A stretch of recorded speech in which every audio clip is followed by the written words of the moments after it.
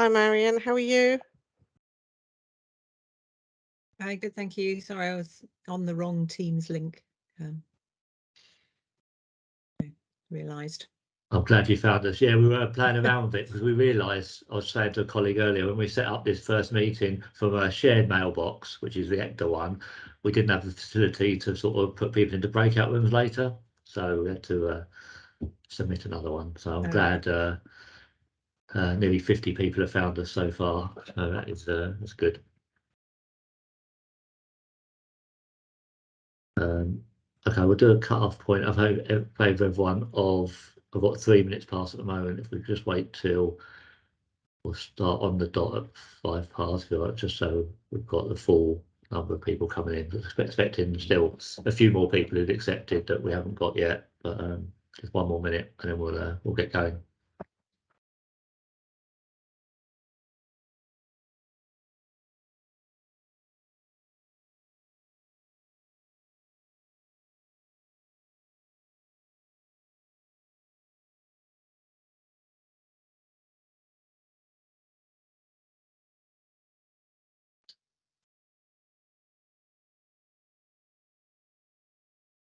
Okay, don't want to hold you guys up any longer. We've got quite a lot to cover. We've got a really good session, so let's make a start. I know people are still going to sort of come in, but we've got 50 people now, so I think that's a good number to start with. So it's just my job at the start really to sort of welcome you all to the latest Be Part of the Equation network event. Thank you very much for coming. Hope we'll have a really good session for you today.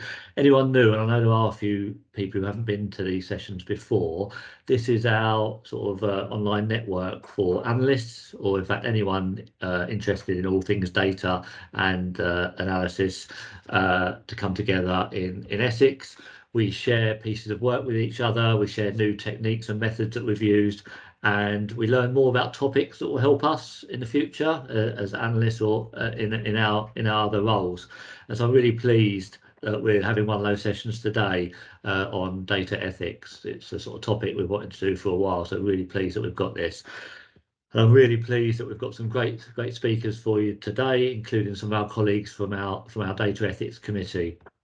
So they may want to introduce themselves before they speak, but I'll just give you a quick overview of what we've got today, our agenda. So we're going to start with Sasha and Marion, just giving us an overview of data analytics and data ethics, what it is, why it's important, and then we'll hear from Jen about our framework that we've created in Essex to help people with the data ethics, and then we'll hear from Emily, who's one of our senior analysts within public sector in Essex, who's used that framework and her experience of using that and how it helped.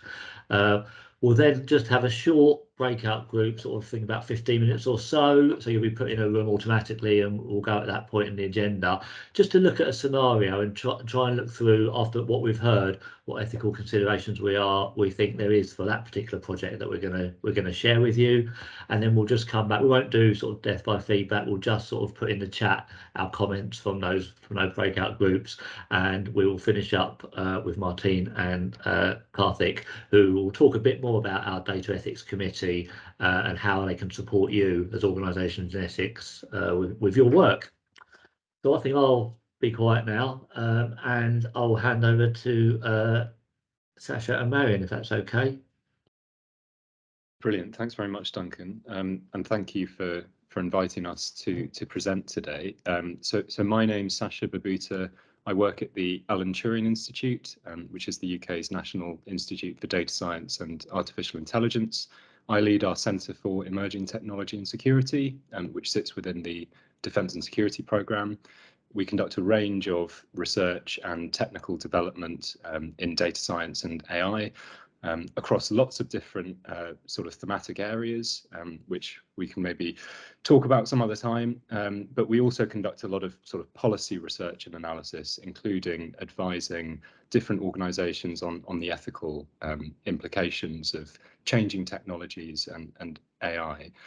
I previously worked at the Centre for Data Ethics and Innovation, which is part of the UK Civil Service, and worked on things like the Data Protection Act reforms and the National AI Strategy that some of you may have seen that was published earlier this year. But my academic background is in criminology, so I'm a sort of criminology academic. So coming at these issues from kind of policing and security angle. I'll let Marion introduce herself before we get into the presentation. Marion. Hi, I'm Marion Oswald. I'm a legal academic, so I work in various places, Northumbria University and for the Alan Turing Institute as well. I'm not part of the ethics committee. I chair the West Midlands PCC and West Midlands Police Data Ethics Committee. So I'll be bringing some thoughts from that experience to today. And I also sit on the advisory board for the Centre for Data Ethics and Innovation. So that's me. Thanks, Marion. And I think I forgot probably the most relevant part of my introduction, which is that I'm vice chair of the ecda Data Ethics Committee, and also chair of the recently established Essex Police Committee, which sort of sits alongside the ecda Data Ethics Committee.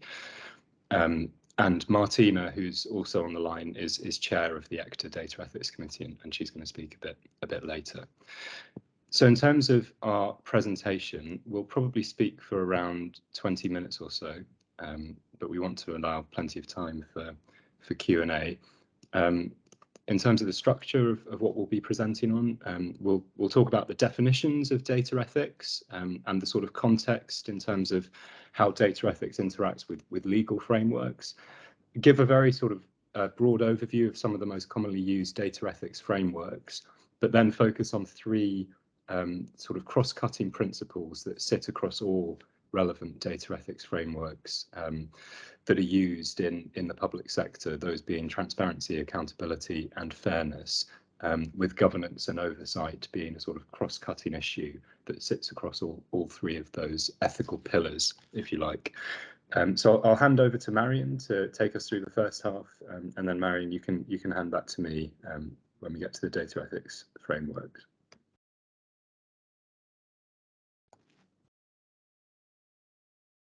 Okay, thanks. Sasha, you'll move the slides, yes? I don't think I can do that at the moment. Yeah, just yeah. So yes, we thought we would start off by a bit of context and background, thinking about what is data ethics and how it really relates to other disciplines, in particular law. And this is quite a good description of the new discipline of data ethics that has arisen over the last few years, in parallel to the new technologies, data, AI and algorithms that are being used widely now. Floridi describes data ethics as a new branch of ethics that studies and evaluates moral problems related to data, algorithms and corresponding practices in order to formulate and support morally good solutions. So I think that is a good summary of what is being attempted to be done in this area. I think it's worth pointing out that certainly in academia, it's not universally accepted that data ethics is the way forward when we're talking about regulating of technology. Perhaps we could have the next slide. I think this is a good example of some views within academia. A recent article that was published in the journal AI and Ethics, which is entitled "The Uselessness of AI Ethics." And in this article, the author criticizes codes of ethics, AI codes of ethics specifically, as having meaningless principles, incoherent and contested principles, making them difficult to apply, that they sit in isolation, and also that they're toothless because they don't have any consequences or any methods associated with them to ensure that they're enforced. Now that's one view, and I don't think it's certainly not accepted by everyone in this field. Perhaps we have the next slide, please. And it's quite an extreme view and probably doesn't really really acknowledge the sort of work that your organisations have been doing to try and effectively operationalise ethics in the operating environment. But I think it's certainly worth thinking about the differences between law and ethics. And this quote from a great academic called Mireille Hildebrandt is a good one, I think. She says that ethics is both more and less than law.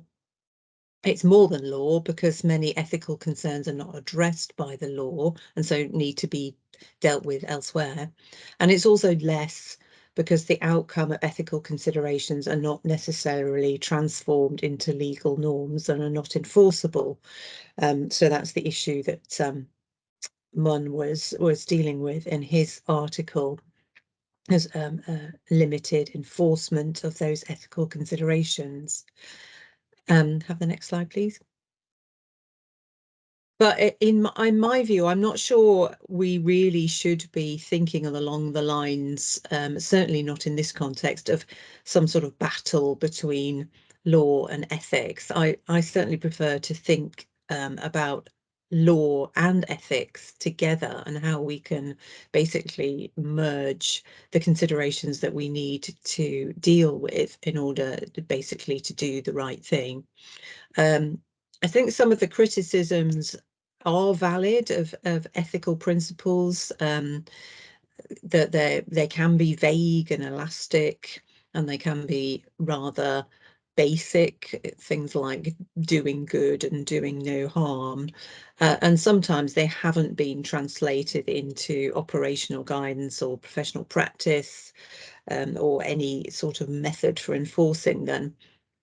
But on the other hand, I think they can be the ethical considerations, especially in the AI and technology context, can have real value as a process of ensuring that everyone is thinking about long-term consequences that potentially are not considered when you're looking at individual legal issues.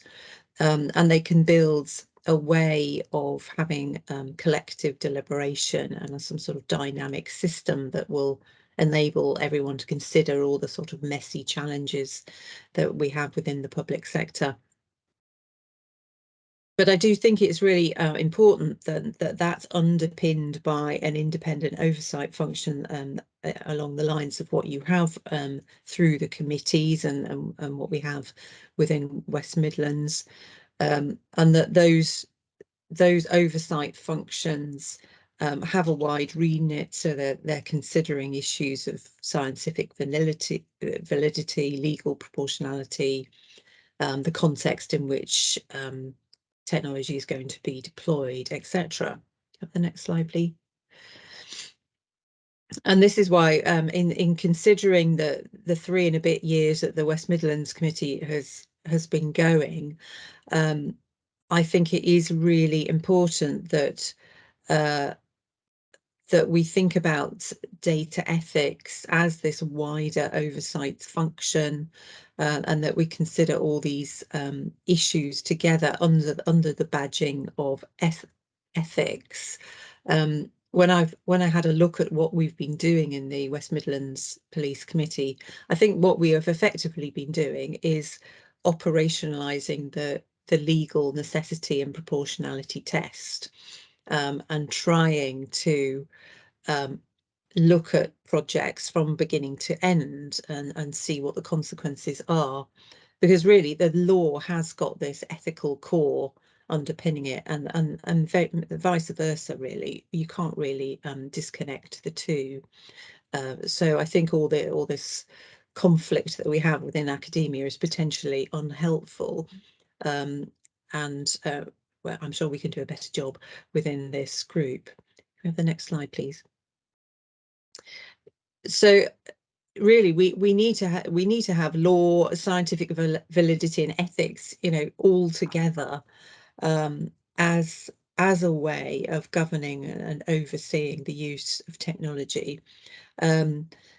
Susan Latour in her book talks about this ethics edge, the line when the law no longer guides us, leaving ethics as the lone standard. I don't think that's a good idea. We don't want ethics to be the lone standard. We want to have all these three things guiding us forward in the use of technology.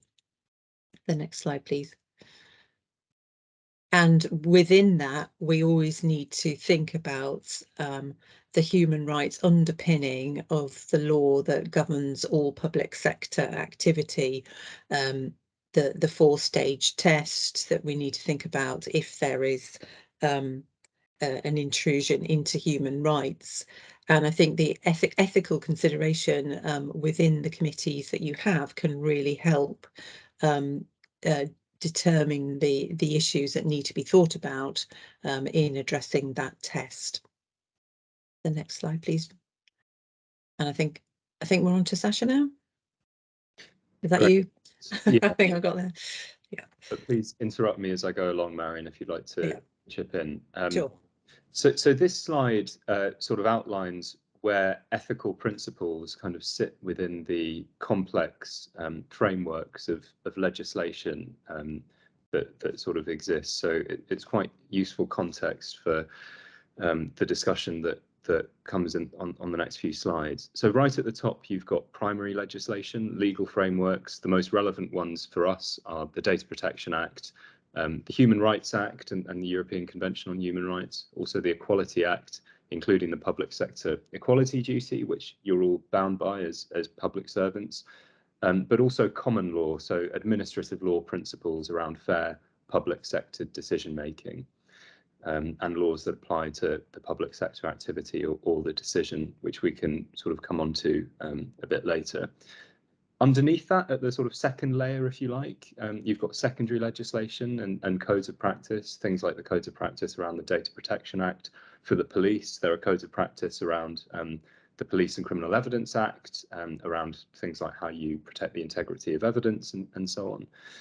And then one layer below that, which is probably most relevant for our discussion, there are numerous sort of official guidance and data ethics frameworks that have been developed over the years. These are not legal instruments, they're not pieces of law, but they impose sort of official guidance and standards which organisations are expected to follow. And the most relevant ones for us are the guidance issued by the Information Commissioner's Office, and also the UK government's data ethics framework, which we'll come on to in a minute. But there are also sort of multinational frameworks and guidance that's been developed as well by the EU, the World Economic Forum, and the Open Data Initiative and others. And then at the final layer, below all of that, you've got sort of individual organizational level principles and guidelines. And this would include things like the ecda data ethics framework, which Jen is going to present on shortly. None of these things can exist in isolation, and they're all sort of interdependent.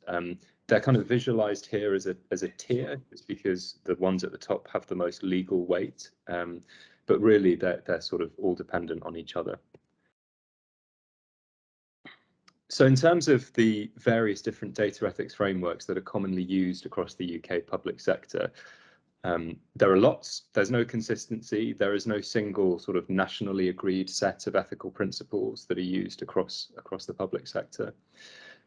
So this is just a little excerpt from the UK government's data ethics framework. There are three overarching principles that you see on the left: transparency, accountability, and fairness. And then specific actions that public sector organisations are expected to follow to ensure an ethical approach to any data-related project. But as well as the UK government's guidelines, you've also got the EU's principles for trustworthy AI, which include things like respect for human autonomy, fairness again, explicability, which is similar to transparency, and prevention of harm.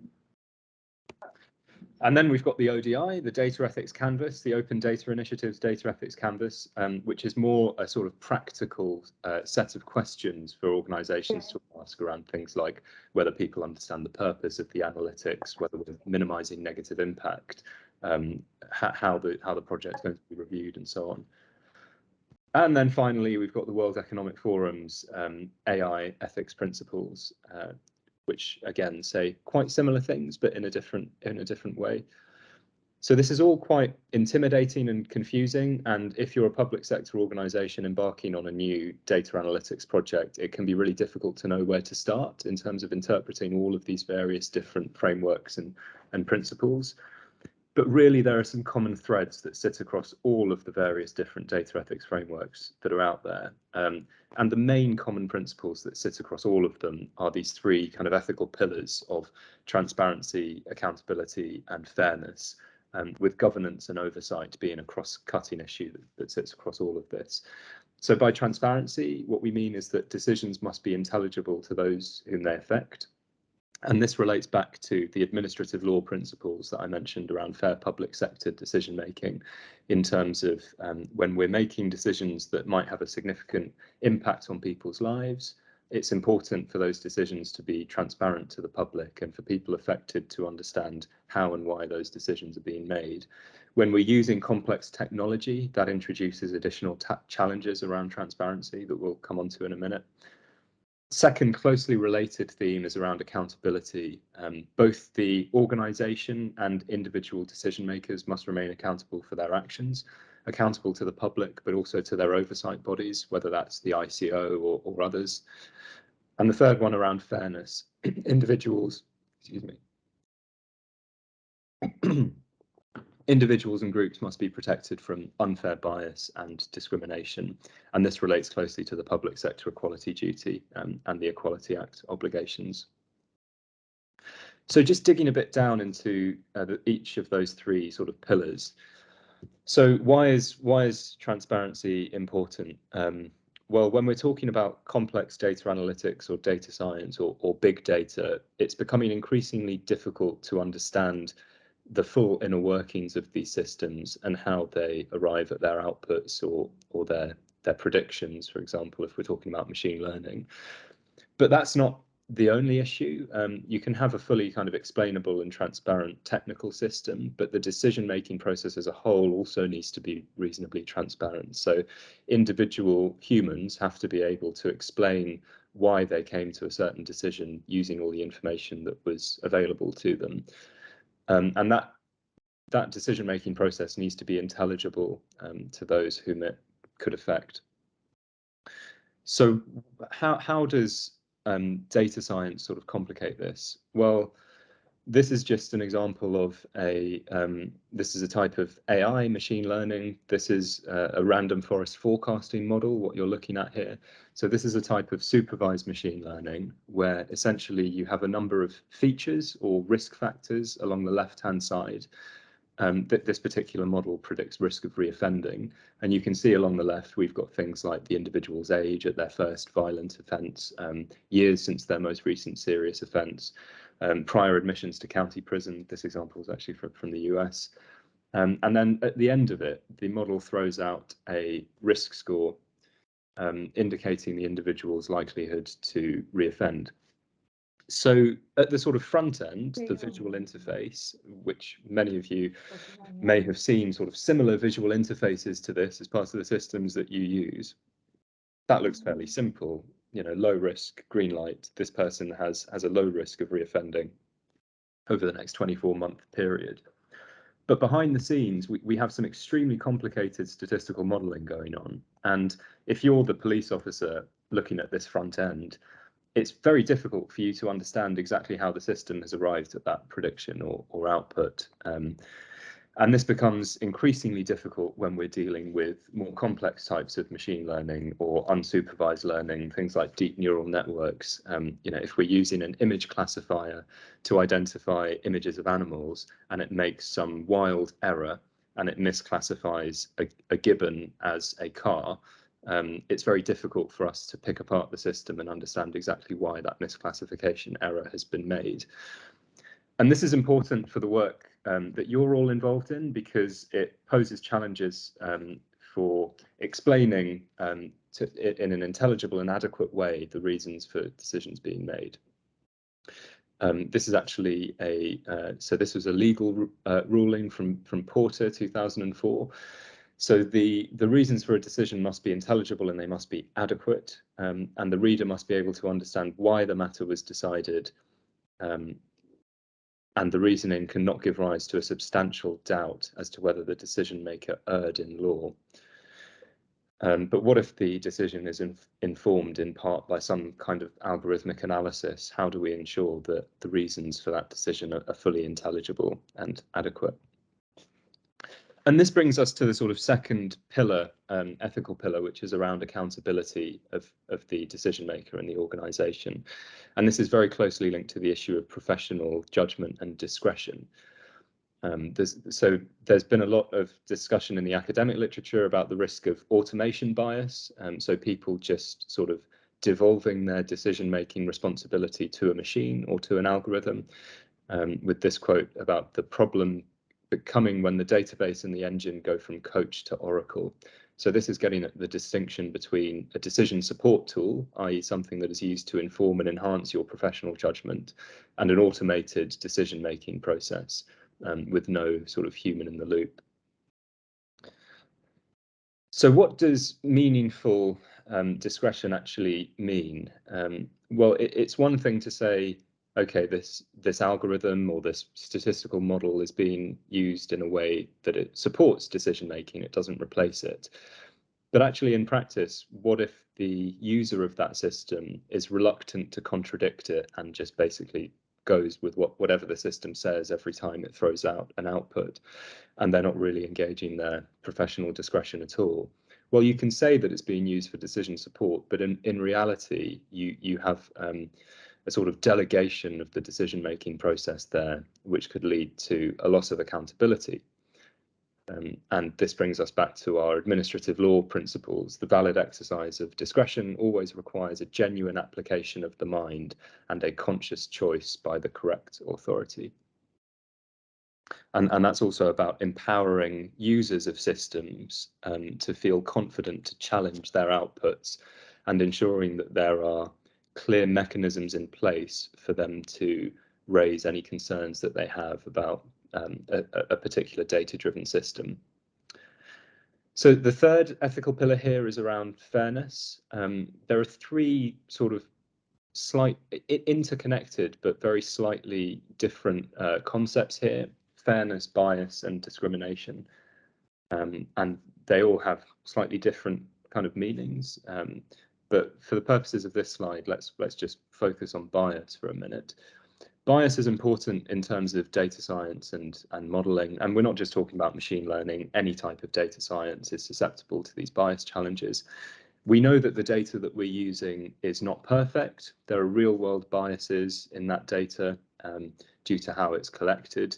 For example, if we're talking about police data or even local authority data, individuals who have more contact with local authorities or with their police, their data will be more apparent on those systems, whereas individuals who don't engage with public services so much may be underrepresented on those systems. So we're starting from a point where our data set is not representative of the full population. It's only representative of a particular subset of the population.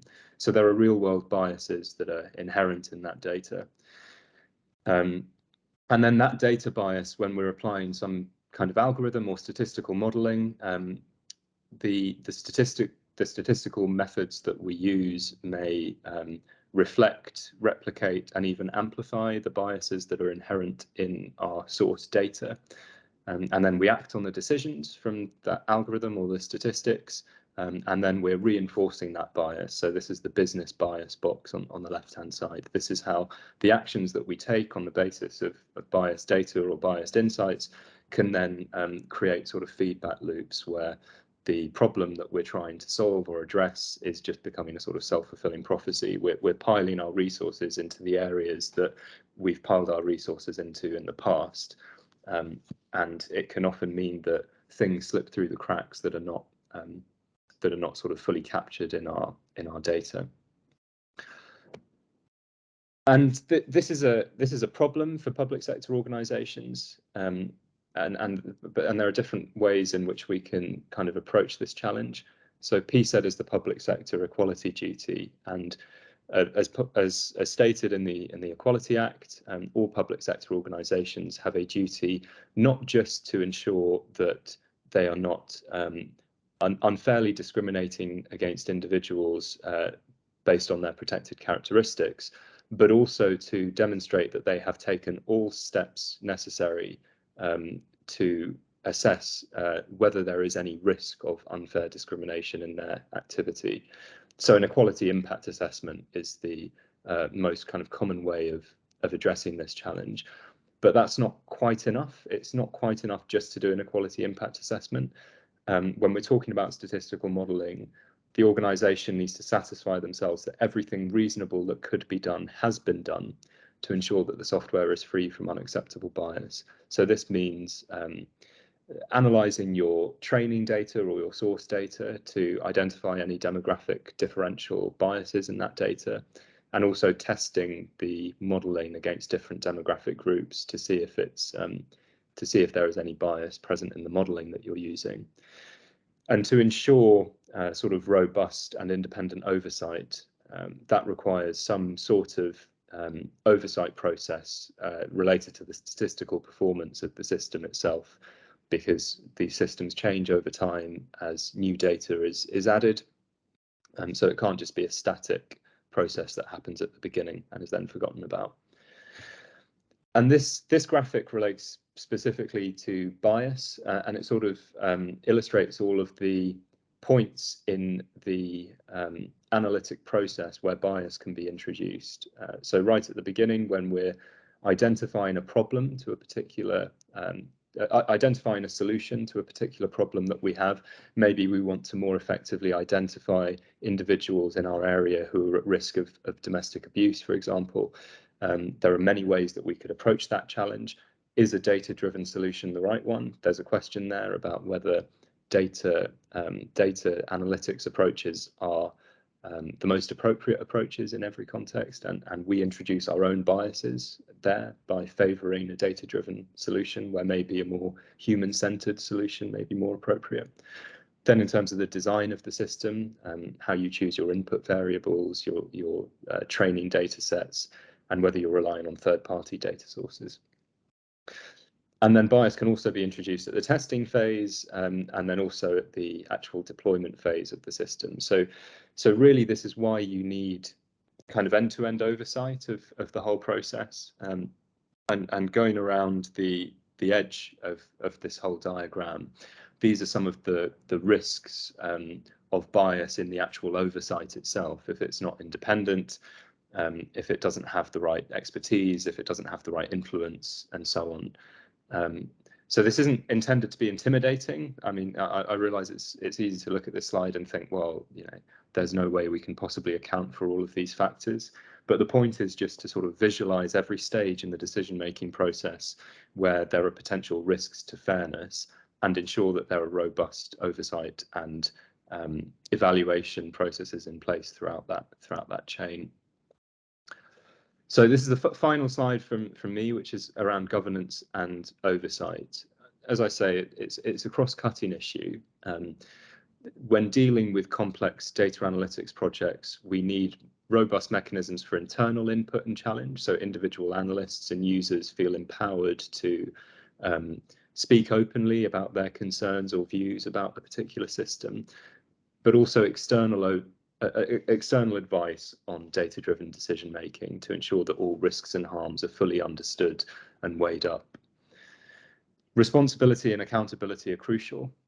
So senior responsible owners need to be sort of assigned to retain senior accountability of these systems and how they're used, and take overall ownership of the overall decision-making process in which the system is being used. And then this third bullet is around repeatable processes to ensure auditability. And this is really important as well from an oversight perspective. When external organisations come in to understand how these systems are being used, there needs to be a standard process to identify, address and test these issues. And then finally, capturing the learning from each project. Not all projects will be successful. Many of them will fail. And that's not necessarily a bad thing, because it provides important learning which can be shared and disseminated with others, both locally and nationally. It may well be the case that a lot of the projects you're involved in, there are other local authorities across the country that have done similar things and have had some sort of learning out of that process, which has then just sort of disappeared into a vacuum somewhere, and none of you are aware that project has happened in that local authority or that police force or that health trust. So really important to have a standard process to evaluate and capture that learning.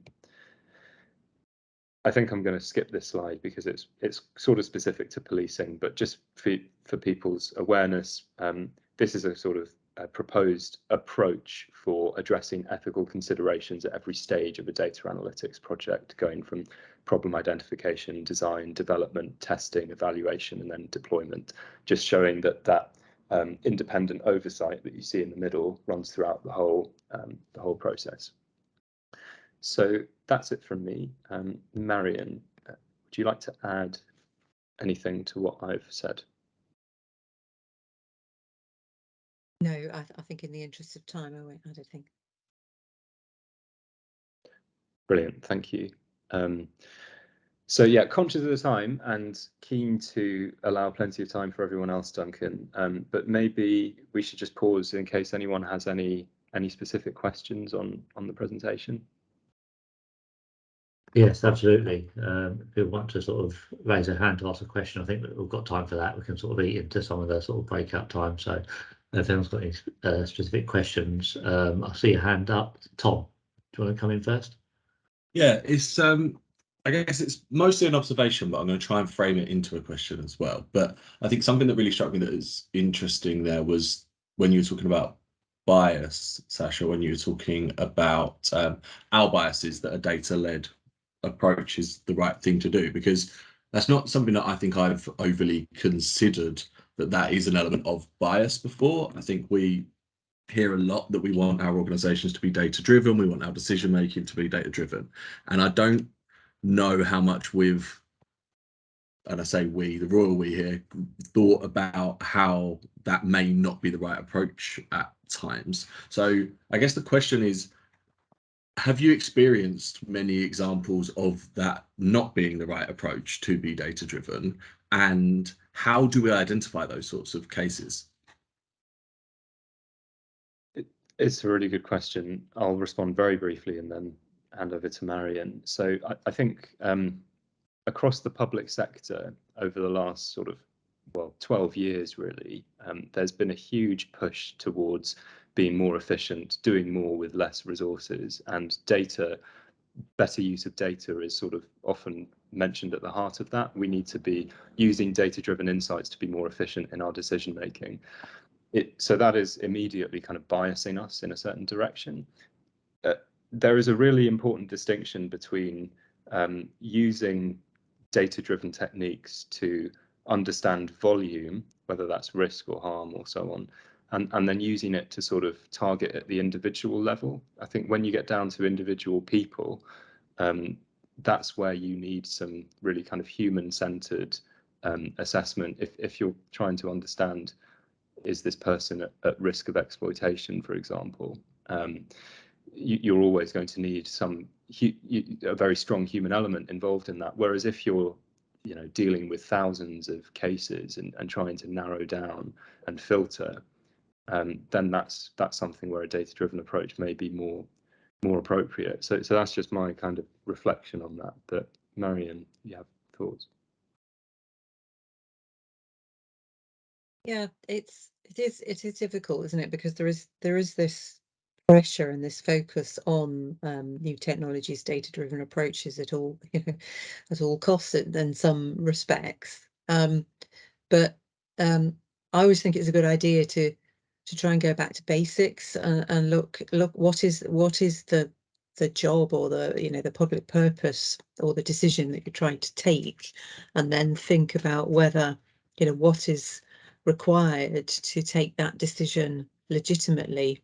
And sometimes we've seen data-driven approaches proposed which are actually utilizing data that is irrelevant to the decision that has to be taken, because it's the data that's there, and it's the only data that could be used in this type of model. It's just taken and used. But actually, if you think about what the decision is, around, a person or a child or a vulnerability issue or something, actually, you don't need that data. You need other data, and you need human judgment, and you need this, that, and the other, which is not what these models can do. So Thank you, a bit long and rambling. No, we've got time for one more question. I think there's Stephen's hand up. Stephen, did you want to come in? Yes, thank you. Thanks for that presentation. It's really, really useful and interesting. I got a question not directly born from the kind of content you covered, but I guess still pertinent to the subject. I think kind of things you covered and what we'll hear later is that kind of ethics is everyone's responsibility and shouldn't be left for someone else. But what I've seen happening across the UK is this role of data ethicist start to crop up in organisations. So I guess my question for you guys would be, what do you see as a kind of effective role for a data ethicist?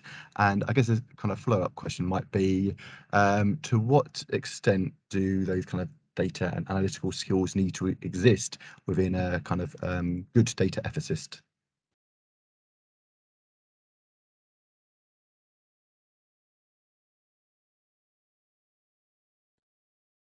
And I agree with your point that it's really important that ethics and law is everyone's responsibility, really. It's not just the lawyers or the ethics committee or the data ethicist.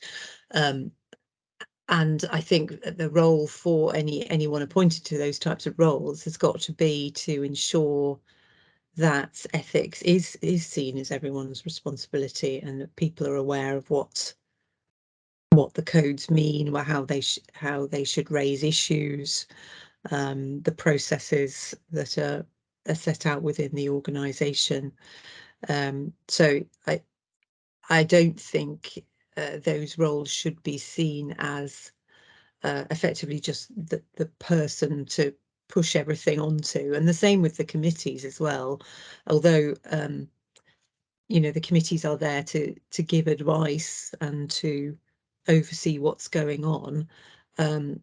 I would hope that by having those committees, you're basically helping people to understand the issues themselves a bit more, and then they will become better informed, more thoughtful, and actually ultimately you want not to have to use the committees, because people are able to think through these things themselves, and feel more confident that they can identify the issues themselves. I mean, I think that's what's happened in a way with the National Statisticians Data Ethics Advisory Committees. I think the longest running one of these committees in the UK. It was set up in 2016, and it's effectively generated its own precedent, like, a bit like a little court. And so people can go and look at what the committee said in the past and think, oh, well, my project's a bit like that. The advice at that point was this, and so I'll do that. And so the committee itself now only sees sort of more new and innovative things that need to be looked at, because there's been a sort of body of knowledge developed. But that does need a significant administrative function behind it in order to achieve that. It's not something that all committees could be expected to do. Thank you, Marion. Sasha, did you want to add anything to that? No. Okay. Thorough answer from Marion.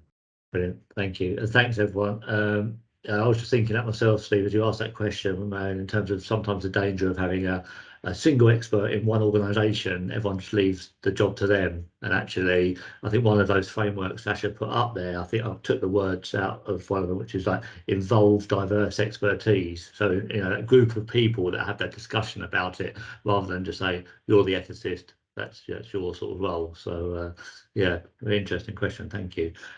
Right, I was going to hand over to Jen now, who hopefully you can see on your screen, and to talk to us about our data ethics framework here in Essex. Good afternoon, everybody. Thank you for allowing me to talk to you this afternoon. It's always difficult when you follow such outstanding academics, but I shall do my best. I'm going to try and share my screen so you can see my presentation, but I will tell you I have a gremlin in my share screening button, so bear with me.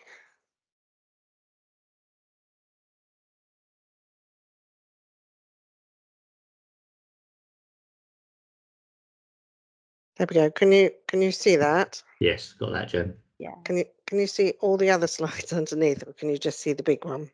Just one. just the big one. Oh, good. That's all right then. Okay, so I'm Jen Housego. I work for Essex Police. Part of my portfolio is to be the ethicist for the force. I hardly dare say that now, quite honestly, but I work in partnership with many other people, and part of my role is to kind of act as a bit of an informed bridge between different groups to get them all together and to consider some of the issues and challenges that we deal with. So I have been working in data ethics for quite a short period of time, actually, just 7 years. I kind of got into it while I was doing a master's in big data and policing, and I did my thesis on data ethics and got really interested in the subject. I've been working on data ethics and digital ethics ever since in different capacities.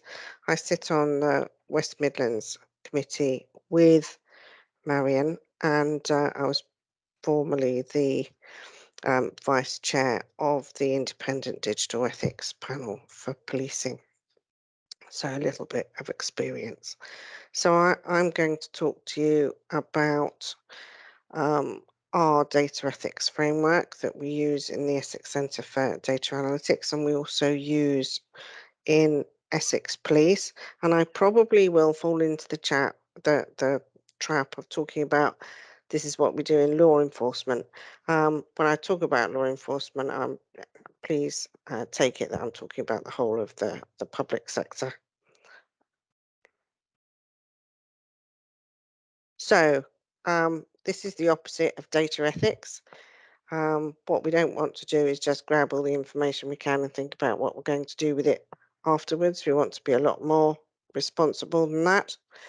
And that's part of the role, I think, that I can fulfill within the force, to make sure that we really are thinking about how we use data and how ecda uses data in our attempt to be more data driven.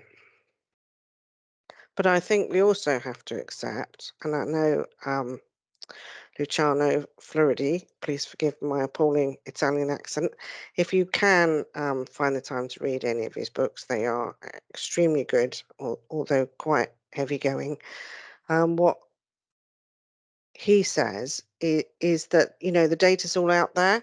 So anybody who's really worried about or thinks they don't have any digital exhaust, they haven't created any data, they're not kind of out there, that isn't really the case, because there's so much data out there that, you know, it's a bit like bolting the stable door after the horse. And in law enforcement and the wider public sector, the challenge for us is we're between a rock and a hard place, in the sense that we want to use data responsibly, we want to be data driven, and I think there is an expectation that in the digital age, public services like policing will use the data that they've got to keep people safe. But at the same time, we need to be able to do that in a responsible way, taking into account all the considerations of transparency and fairness, etc., that Marion and Sasha were talking about previously. So why are data ethics frameworks important in law enforcement. I think that, you know, one of the most important things is actually there aren't any universal right answers. We all have our own views about what we consider to be ethical and what isn't. And on the vast majority of occasions, if you get a set number of people in the room and lay out a scenario to them, half the people will think you're right and half the people will think you're wrong. And it depends on the ethical lens through which they're viewing what it is that you're proposing to do. So whether you're an end justifies the means person, or it's all about the greater good and it doesn't matter if we trample over a few individuals along the way, or however you focus your mind when you think about ethics, there are no universal right answers. So what we have to be able to do is show our workings out. We need to be able to demonstrate that we've thought about unintended consequences, we've thought about we've thought about bias, we've thought about fairness, we've thought about the way we're going to use data. And I think ethics frameworks help us to do some of that. They also help us navigate our way ethically through some really difficult and complex problems that we have to deal with.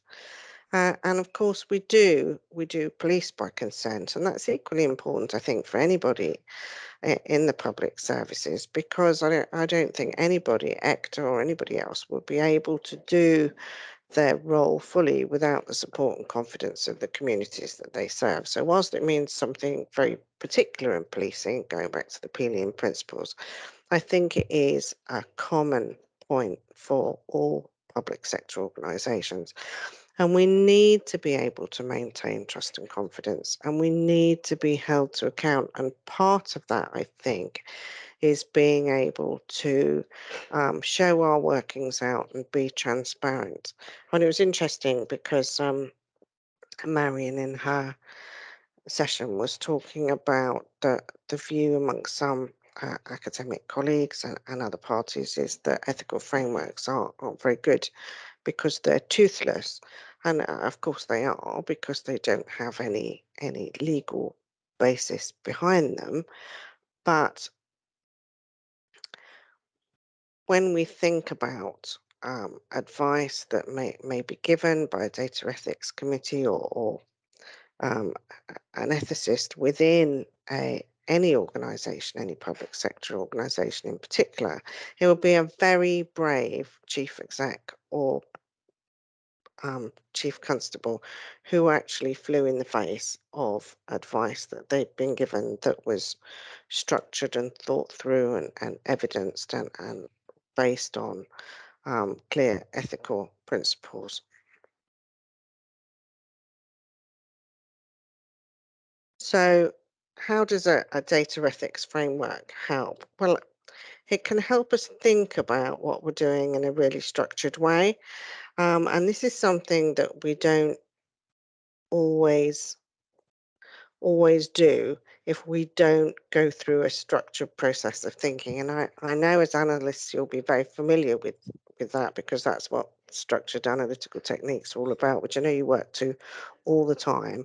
And the ethics framework is kind of a technique that we use to achieve the same results.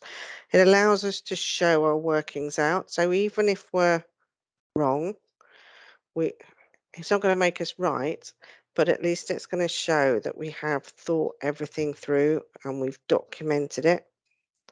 It can help us ask some of the right questions. I think that's really important, because we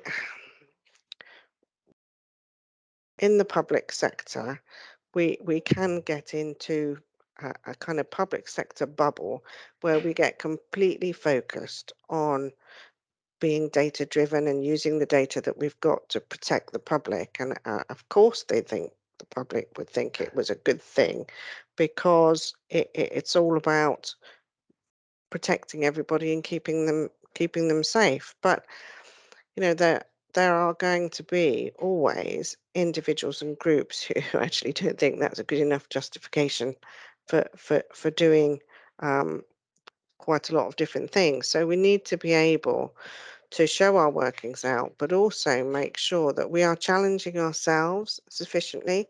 And I think a data ethics framework is a good way of kind of, in the first instance, doing that, so that we think it through. And it allows us in that way to get some perspective. And for me, it helps us think through the really important question. This, for me, is where ethics is different from the legal basis. We've got powers to do specific things and that the law says we can do, but sometimes just because we can, we need to ask the question, does it mean that we should?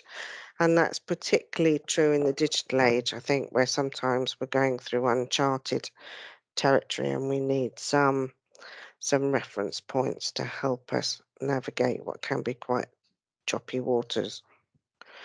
So ethics frameworks themselves are really useful, but they're not enough in themselves, because if an analyst or a group of analysts completes the ethical assessment and it comes to me and I look at it, we're still police looking at police. So we're still marking our own homework. We're still in our bubble.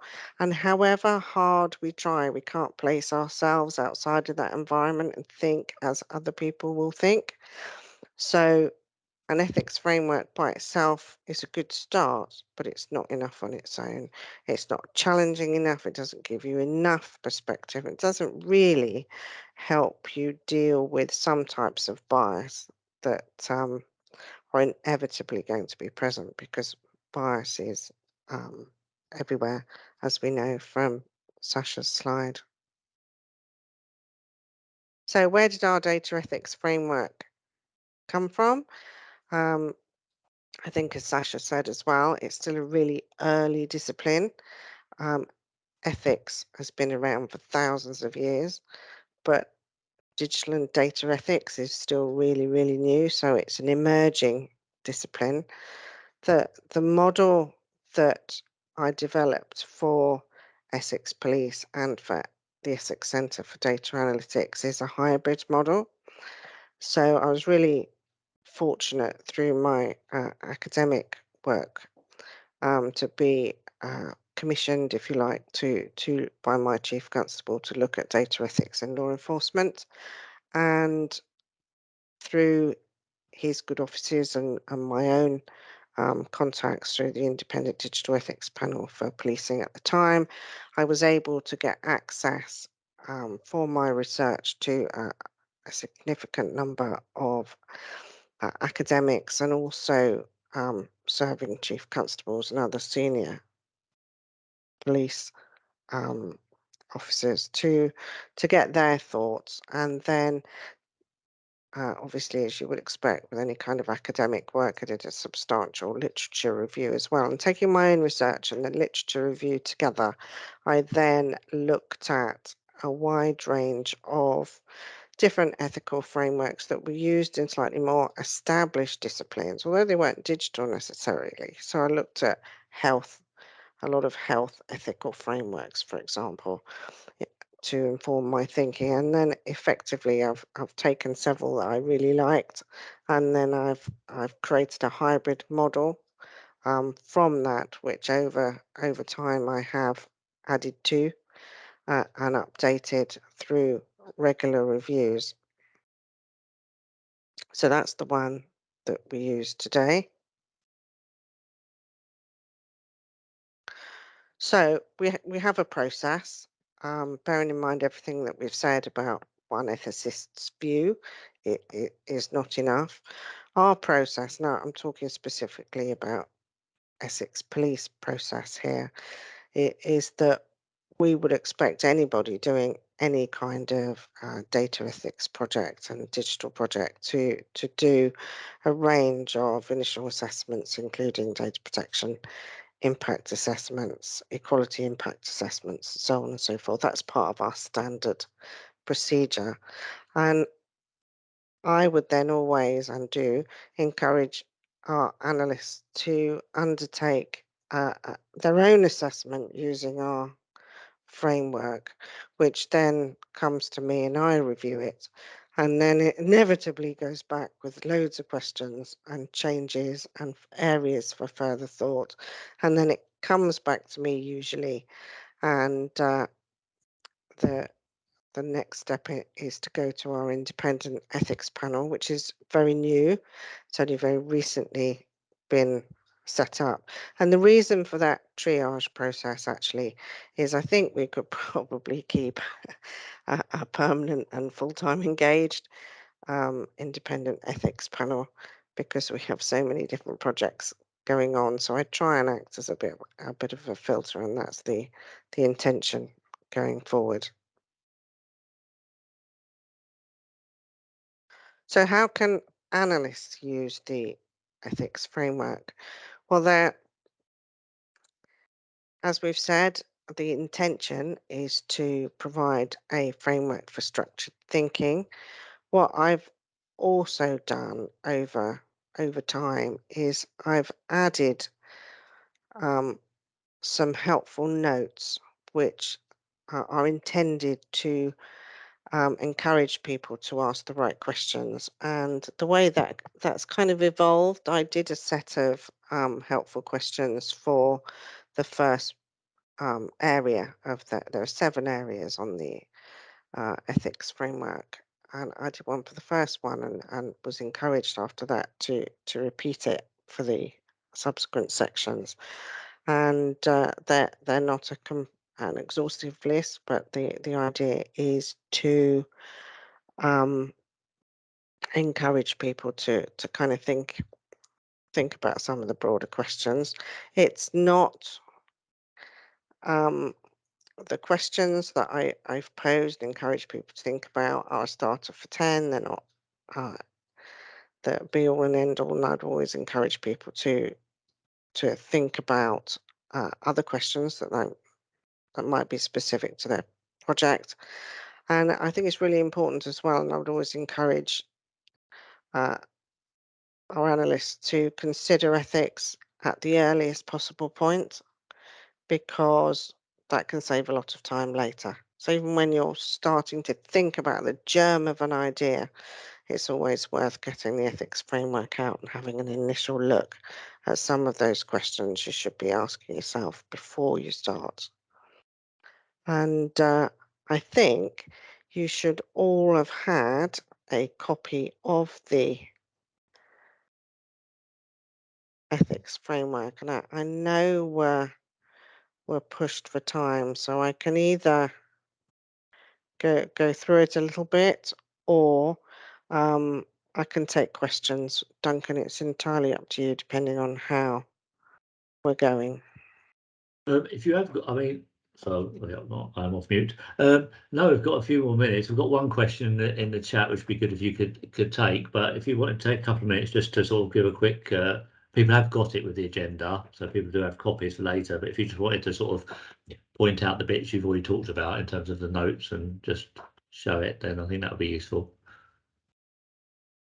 Okay, just going to the chat.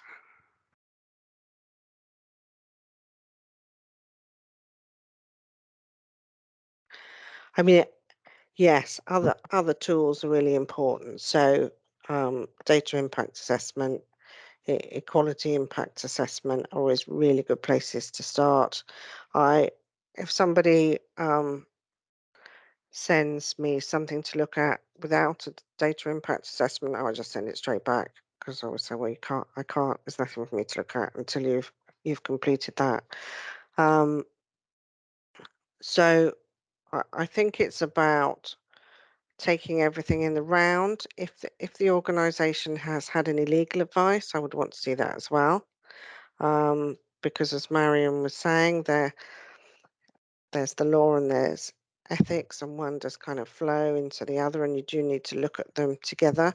So although the DPIA is all about the legal requirements and the legal standards, it is really important that you do look at those as part and parcel of the ethical assessment. So I'm just reading the rest of the question. I think as well, you know, just talk to colleagues, run ideas past other people within your organization, try and get as many views as you can. And then obviously if you do have access to a data ethics committee or a digital ethics committee within your organization, then that's the way you can get that real independent view. Because however hard you try internally, you're always going, whatever assessment you do is always going to have some elements of organizational bias in there, because that's just the way that we all think when we've been in organizations for a while. Does that answer your question, Karen? Yes, thank you. I think I jumped the gun because you then went on to say a bit more about it, but no, that's really helpful. Thank you. Thanks, Jen. I think what we'll do is I'll say, because Emily's going to come on next and she used this framework, so we will we'll leave this section here, but just to say that people, if you want to have a good look at the detail of what Jen's talked about in terms of the 7 sections of the framework and the helpful notes that Jen's written alongside each side, including sort of questions to think about and to ask yourselves, then you've got that within this invite. So if that's okay, Jen, we'll leave it there. That's fine. I'm happy to take any questions if we have time at the end about the ethical assessment, or after the event as well, if anybody would find that helpful. Brilliant. Thank you very much, Jen. So I'm just going to hand over to Emily, who says a senior analyst at Essex County Council, who used this framework or thought thought about ethics in one of her projects, and she's going to talk to us about that experience. Thanks, Emily. Thanks, Duncan. I don't think this is going to take the full 20 minutes, but I do have some slides. I'm just going to share screen. Hopefully this is going to work. Duncan, I can see you, so if you can see this, can you give me a thumbs up? Yeah, I can see it. It's not in a presentation mode. I can see the other 3 slides on the side, but we can see it. It's still not in presentation mode. Not for me. Oh, okay.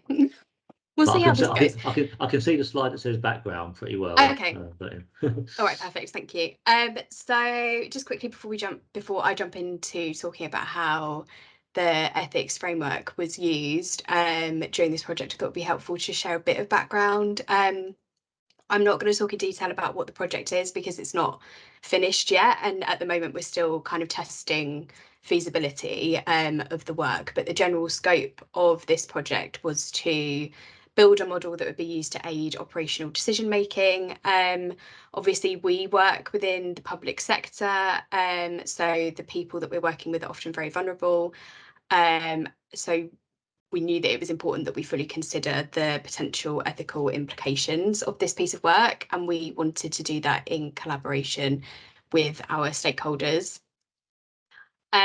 So I know Jen's spoken a lot about the ecda data ethics framework, but just in kind of summary, the framework has 7 key topics to consider. And as Jen said, there's a lot more information on each topic in the framework, but for the purpose of this presentation, I've just summarised which each section is. So during this conversation with our stakeholders, we went through 6 of the 7 topics in the framework. The only topic we didn't cover was around legislation and codes of practice, because we felt like that was much more of an internal topic for us to think about rather than something with our stakeholders. And not to go into too much detail about the logistics, but this was a virtual meeting, so we went through each of the questions individually on a shared screen with 2 stakeholders from operational teams, so a service manager and a team manager. All in all, it took us about an hour and a half to have this conversation. Obviously, some of the questions relied a bit more on us in terms of thinking about the data limitations and whether we can ensure robust analytical practices.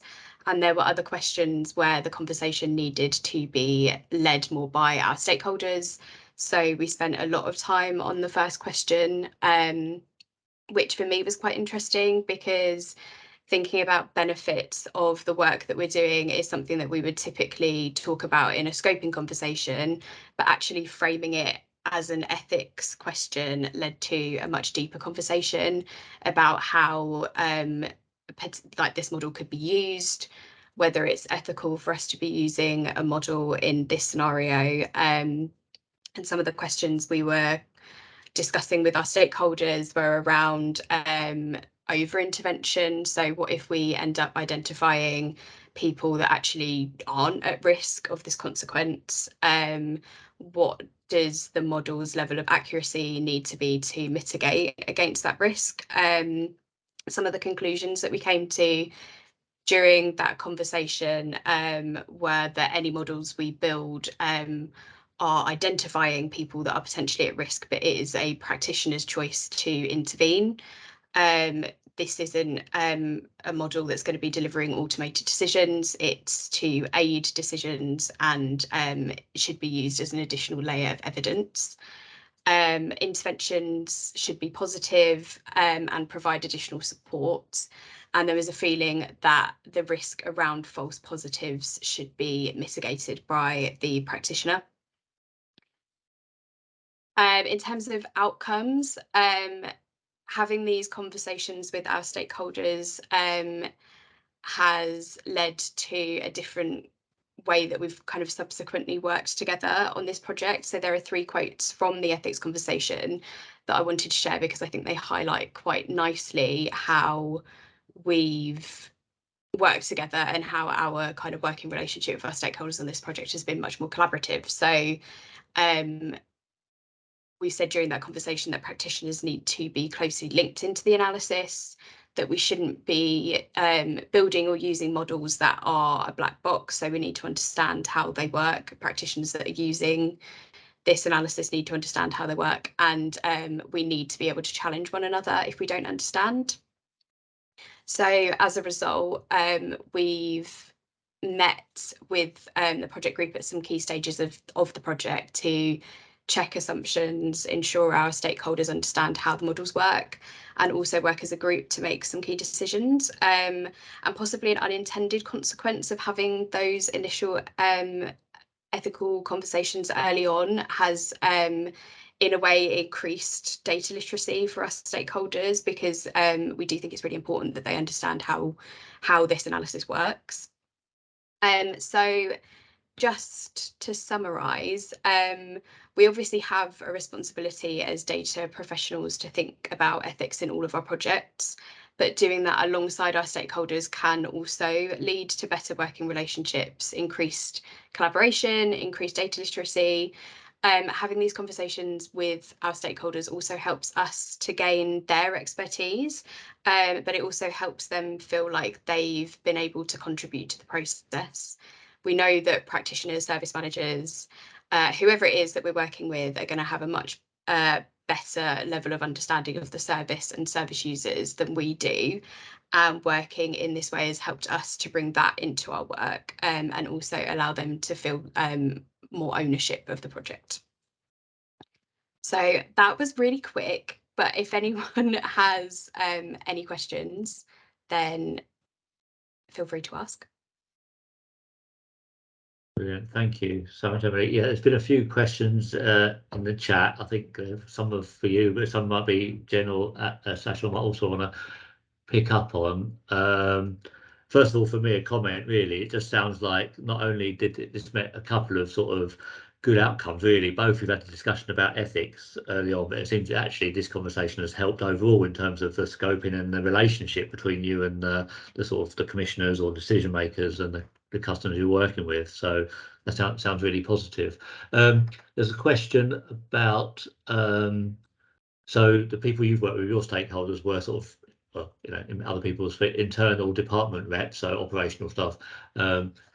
Just wondered if you considered involving users or service users, and it's a question to the panel really, or to anyone. If anyone's done that, have they actually involved service users, or you know, Jen and Sasha maybe of experiences of where that's happened, or if people have done that?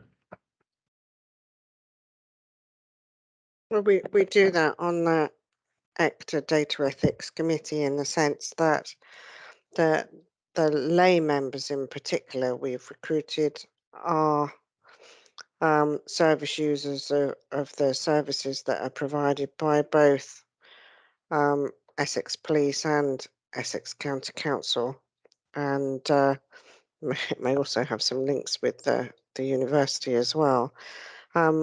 Not all, but most of the members of the data ethics panel do live in the county, and so they are direct service users and potentially will get the benefits and be recipients of some of the outcomes that could come from the discussions that we have, some of the projects that ecda looks at.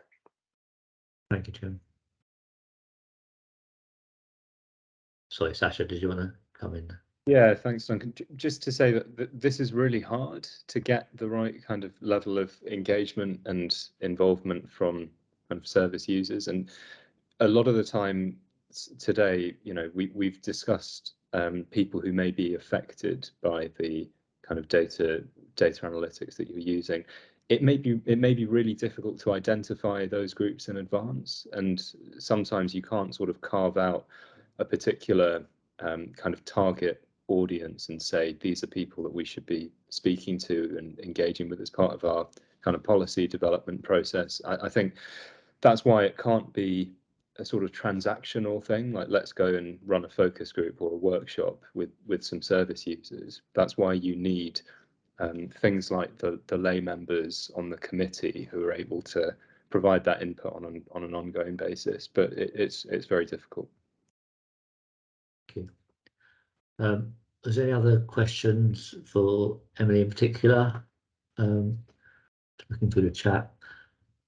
I think we've answered them. So thanks, Emily. Particularly, is quite the practical step of how long that discussion took, because an hour and a half of commitment and time there actually, and the benefits you've got out of that hopefully shows others that that's, you know, well worth the investment of time of having that conversation using the framework, you know, very early on.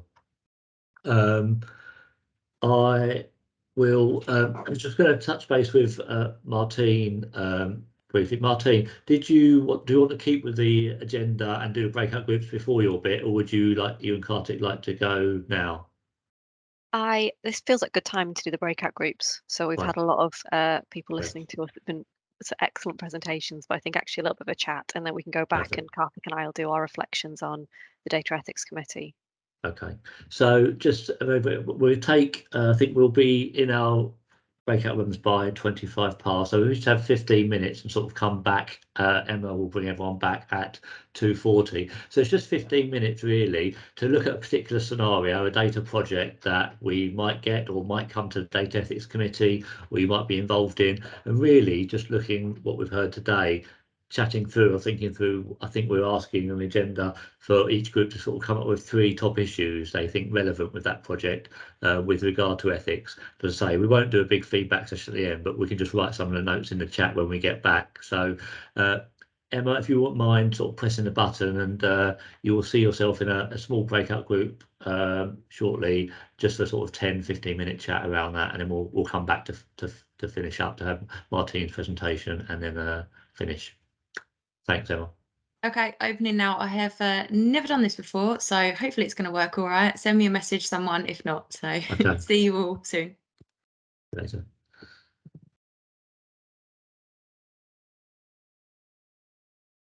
Cool. Yep, looks like it's loading. Happening. It's loading. We've got some countdowns. It looks like it's happening. Good. All very exciting.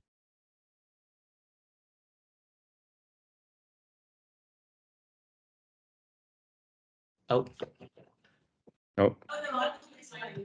Sorry, Louis.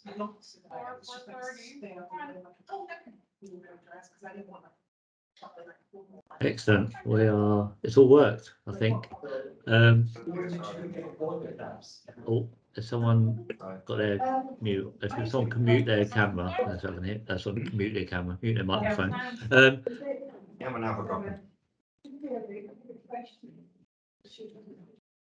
Is that still a breakout group still going? Anyway, thanks everyone for that. I hope you found that really useful. So I think rather than feedback, as I say, if you could open up the chat and just sort of write, you know, 1 or 2 of the key points from your particular group, and while you're doing that,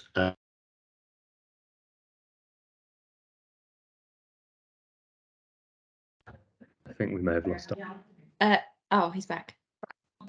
Sorry, I got thrown out there. Before I get thrown out again, let me hand over to Martine and Kartik, who are going to talk to us about the Data Ethics Committee. Thanks, Martine. Brilliant. Thanks, Duncan. Before I get started, Kartik, do you want to check that so we were on the same breakout group and Kartik was eternally silent? Yeah, I've just. Oh, I can hear you. Now. Cool, Excellent, great. fine. First of all, just an introduction to myself. So, Martina Clark. I have been involved with the Data Ethics Committee for ecda since Jen set it up back in early 2020 now. And I've been formally chairing it since July last year and sort of temporarily doing it beforehand. In this session, me and Karthik are just going to really talk through our reflections on what it's been like to be part of the committee since the start, what we've learned from it, what's worked particularly well, and basically then open up for questions. So for all of you to ask sort of any questions, and particularly as analysts, I think some of your projects might end up in front of the committee. So if you've got any questions about how to make sure that you get the most out of a conversation with the committee at the end of it as well. Karthik, are you happy to start off? I know you've got sort of a set of thoughts prepared, and then I'll add on with mine at the end. Perfectly fine, Martine, and good afternoon, everybody. I'll quickly start with about myself, like Karthik, living in Colchester, resident of Essex for the past 10-15 years or so, worked for Essex County Council in the inward investment team. And, the last 5-10 years, we've seen the importance of data in all walks of life, and hence the interest to kind of, when the lay member opportunity came up when the DEC was set up, so joined DEC. So there were mainly two aims for me kind of joining the Data Ethics Committee. One thing was internally within Essex County Council, you see lots of departments having plenty of data, but not really keen to share between departments, though we all work for the same organization, not only at ECC, all other public sector organizations. That seems to be a main barrier to kind of develop projects and kind of deliver a great service to the residents, etc. Likewise, also in the communities we live in, it's kind of shrouded with kind of myths and misconceptions about how government uses data and stuff. So, and as a lay a person or a commoner, I mean, I was kind of going through a similar situation. So I thought this could be a good opportunity for me to kind of understand some of the basic, things that go behind these sort of data related projects, and hence joined the DEC. So that the whole process was really great. The whole recruitment process was really seamless, and interviews and all that. That is really good. But what I would like to kind of focus on is what I learned from that process. And like Martine mentioned, we've been operational since 2020 and it's one of those pandemic projects where we never had a chance, though we were all excited to kind of meet and kind of, start these things in the traditional way. It didn't happen. It all happened online, and some of the key takeaways for me was the frameworks with Jen mentioned about, some of the basic frameworks, and the algo care is quite kind of was really opened my opened my eyes when it came to all these data related projects. And I've been kind of showing that to other colleagues within internal teams to kind of say, so these are how, projects are analyzed. And it really gives you the real insights into what goes behind the scenes. And what really struck me was though these projects are quite complex on their own, these sort of frameworks are really good for a common man to understand. And it's not kind of very tech stuff, so a common man can understand, and it's really good to disseminate, to kind of spread the good work, and in the future to kind of recruit more members and stuff. So the frameworks were really helpful, especially algo care, and also it shows the amount of duty and care organizations kind of go in order to kind of look after public data sort of thing. It's not really kind of simply grab some data, put it in a machine and things come out sort of thing. So it goes behind how many, the checks and balances behind all these projects. So that was good for me. And what I really enjoyed was working with the team. You know, the DEC currently is kind of a diverse team, and people from different walks of life are part of that team. They come with very high level kind of experiences, which I mean is kind of you really learn a lot from each other in these discussions, and it's also an open, transparent, sort of friendly sort of team where people, I think the main thing is kind of unbiased sort of opinions. People are not kind of biased about any particular project, and they share their kind of views in a very unbiased manner that really helps. And I feel that's the real essence of the ethics committee anyway, to kind of share those thoughts and experiences which will help to shape up these projects. And finally, as next steps, I think as DEC, I think one of our key challenges is to kind of spread the good work we do. And I think we're all kind of stuck in our day-to-day stuff, and it's a volunteer sort of committee. And I think one of our key challenges is to kind of take this good work and kind of spread it to community members, and to kind of get more participation, but not only at a community level, but also at a departmental level, where I think currently there's more police and kind of related projects, but it would be good to kind of engage with other departments within Essex to kind of see how we could kind of create that more cohesive partnership between organizations, and kind of raise the profile of the committee and kind of deliver more for Essex residents. So I'll shut up and yeah, and that's my kind of thoughts at the moment. Thanks. Thanks, Karthik. That's really good insight. And I guess similarly in terms of my backgrounds in terms of data ethics. So I've been involved theoretically in data ethics for a number of years. So until about a year ago, I was head of data policy for the Home Office, responsible for the data ethics function, trying to build that within the department. I have to sort of slightly confess that when I say involved in data ethics, so certainly in the early days, what I largely meant was talking to lots of people who all agreed that data ethics were really important, talking about some theoretical, difficult ethical conundrum about automated cars and whether they should sacrifice passengers or pedestrians, and going down the more academic route.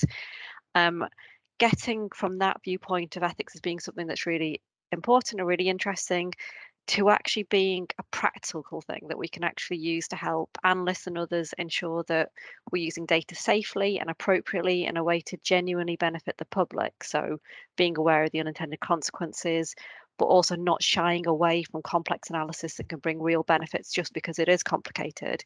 Getting to that real practical point has been really tough. I've seen sort of across large aspects of policing talking about it and trying to do it. And one of the things that's been great about the Data Ethics Committee in particular is really seeing that being put into practice. So over the past couple of years, we've started to get under the skin of some real opportunities to use data better, to bring it together in really interesting ways. And quite often, as you've seen from the project earlier on today, to try and benefit the most vulnerable in society. And because we are talking about the most vulnerable in society, it makes it doubly important that we make sure that this analysis and the use of that analysis is really scrutinised. And it really does feel like we've been playing a sort of a vital role as part of the work on the committee. Seeing ethics frameworks applied in real life and kind of in practice has taught me an enormous amount. And I think others on the committee have all reflected on the same thing. And it really does feel very encouraging that we've added some real value to the projects. As Karthik has mentioned before, the range of experience in the committee has been really vital. I think it's been a really crucial reason why we've managed to generate such kind of useful insights and actually been such an effective committee that works well together. So some of the members, so Sasha, Jen, myself, we've got some theoretical backgrounds at different levels and some really deep expertise, as Jenna said, in places. Lots of local authority background, quite a lot of policing expertise, but then also a lot of people who've just come to this with, in theory, no technical background, but a passion to help and a real commitment to making sure that we do work to help benefit the residents of Essex. And having that sort of group means that we can challenge respectfully. Hopefully we managed to build up a group where everybody feels heard and speaks up quite openly. And I've certainly found the most insightful and impactful comments have come from those who've got zero background in the topic, and they ask those questions that it is really easy to forget to ask when you get caught up in the analysis, or I get really into the data protection side of it. And actually somebody asking a really straightforward question about what is this? Why are we doing it? Can you explain it?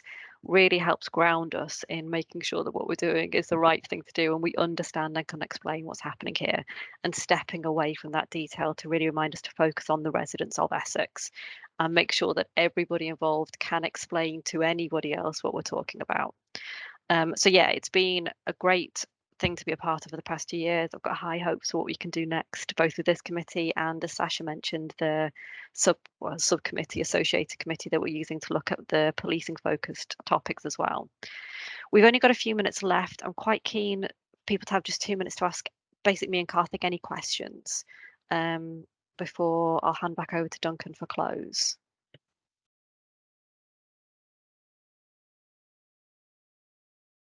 We're Aliska. Apologies if Hi. I'm not sure I pronounce your name right. Yeah, Aliska. Lovely. It's really good to hear from you both. Thank you. Just a really practical question, if I may. So there's a couple of colleagues from Norfolk and we don't have an ethics committee. We're thinking about setting one up. Just practically, it sounds like you're kind of cross public sector organisational.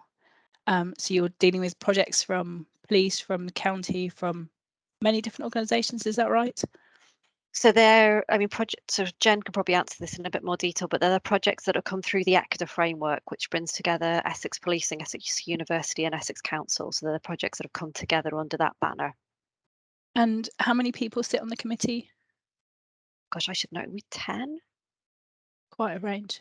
Yeah.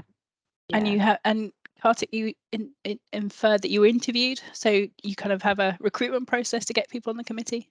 Yes. Yeah. Okay. It's advertised publicly, and people. You can check at the ecda website. That's how I kind of got to know about it. And yeah, there's a panel, and yeah. Okay. Excellent. And I guess it's probably fair to say, again, Jen, who sort of led the interviews through this, that while it feels quite intimidating to be interviewed with something like this, it wasn't a detailed technical interview. We weren't looking for experts at all. It was more about that you'd thought through why you wanted to be on the panel, you'd thought about the sort of issues, and you were genuinely interested in this. Excellent. Thank you. Really helpful. No worries. If there's nothing else really pressing, I can't see any other hands up, then I suggest we are doing perfectly for timing. So Duncan, can I hand back over to you to close? Certainly can. Thank you, Martine, and thanks to all our speakers. I think it's been a really good session. I was looking forward to having this one. We've wanted this topic for quite some time, so I'm glad we had so many sort of people on the call to hear it. And the comments in the chat, I think people have found it really useful. We have recorded it, so we'll send out the sort of recording and the slides for people. Yeah, so just a couple of other bits of sort of business, if you like. So this Be Part of the Equation Network, we're sort of meeting every couple of months. So if people on the call from other organisations are really keen to sort of what topics would you like to hear, what piece of work would you like to share, please get in touch with myself or Emma at ecda at essex.gov.uk. Yeah, I think I'll leave it there. A few other sort of notes that I can send out in the email when I share the slide. So it just really remains to sort of say thanks to sort of Sasha, Marion, Jen, Emily, Martina and Karthik for sort of really making it an interesting session. I think it's can be, people who don't know anything about it, quite a daunting topic, thinking, oh, that is going to be really complicated. But actually, I think you sort of put it across really well. And I hope people have gone away with it sort of thinking, knowing a lot more about data ethics, but also using the framework where they can also go and get support within their organisation. So yeah, just big thanks to everyone who spoke, and thanks to everyone for coming, and we'll see you at the next session. Thanks everyone. Thanks all. Thank you. Bye bye. Thanks everyone. Bye. Thanks everyone. Bye. Thank you.